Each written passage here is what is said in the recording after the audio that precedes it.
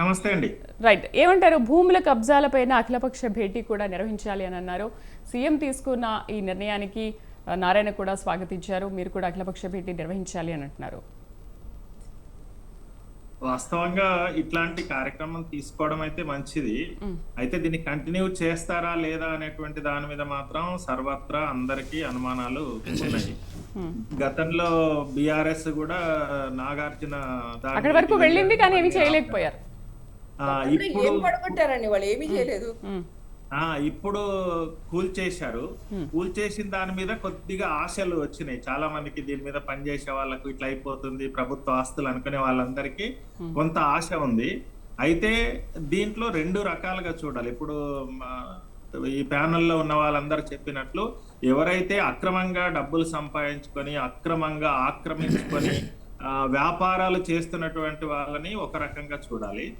అదే బతుకుదెరువు కోసం ఉన్నటువంటి వాళ్ళు, కొద్దిగా ఒక గుడిసె వేసుకొని ఉన్నటువంటి వాళ్ళు ఎవరైతే ఉన్నారో వాళ్ళని ఒక రకంగా చూడాలి.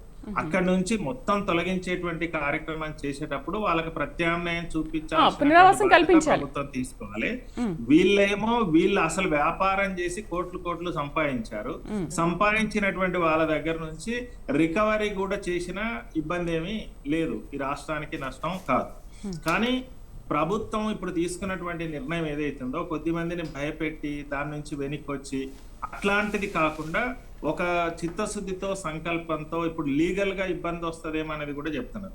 లీగల్ గా కూడా చాలా మంది రిటైర్డ్ వాళ్ళు ఉన్నారు, సహకారం చేసేటువంటి వాళ్ళు కూడా ఉన్నారు.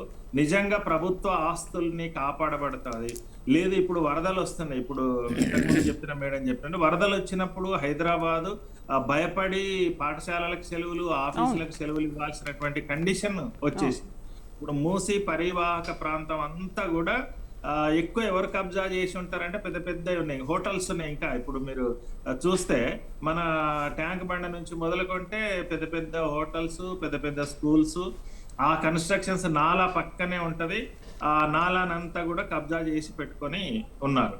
కాబట్టి దీని మీద చిత్తశుద్ధితో గనక చేయగలిగితే గనక ఉపయోగకరంగా ఉంటది. దీంట్లో మాత్రం క్లియర్ గా రెండు ఎవరు వ్యాపారంతో చూస్తున్నారు, ఆక్రమణలు చేశారు, చట్టానికి విరుద్ధంగా వెళ్ళారు, ఎవరు బతుకుదెరువు కోసం ఉన్నారని ఈ తేడా గనక చూపించగలిగితే ప్రజలందరూ కూడా ఖచ్చితంగా మద్దతుగా నిలబడేటువంటి అవకాశం ఉంటది. ఇది ఖచ్చితంగా చేయాల్సినటువంటి పని కూడా. ఇది ఒక్కటి ఈ రోజు ఏదో ఆస్తులు అనేటువంటిదే కాదు, రేపు పర్యావరణానికి కూడా. హైదరాబాద్ నగరం తెలంగాణ వచ్చిన ఈ 10 ఏళ్ల కాలంలోనే చాలా విస్తృతంగా విస్తరిస్తున్నట్టు. అందులో ఇప్పుడు మన భారతదేశంలో ఉండేటువంటి నగరాలలో ఇదొక ముఖ్యమైనటువంటి నగరంగా ఉంది. చాలా వాటికి ఇక్కడ ప్రాధాన్యత ఉంది. ఇప్పుడు వైద్యానికి సంబంధించి ఇతర రాష్ట్రాల నుంచి కాదు, ఇతర దేశాల నుంచి వచ్చి ఇక్కడ వైద్యం తీసుకుంటున్నారు.